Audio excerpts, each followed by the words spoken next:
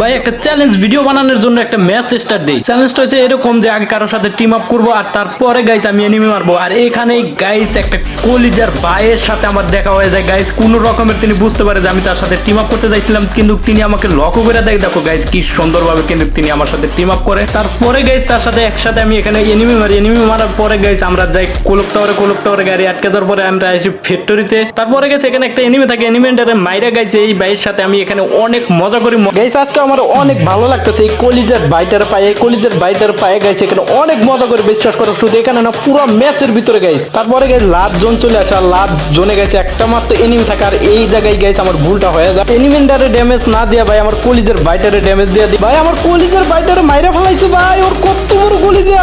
আরে ভাই তুই আমারে মারতি, তুই আমার কলিজার বাইটারে মারতে গেছিস কে রে ভাই? ভাই আমার মনটা ভাঙে ভাই গুড়া হয়ে গেছে ভাই। যদি এই বাইটারে যদি ভাই ভালো লাগে থাকে ভাই একটা লাইক করে দিও ভাই।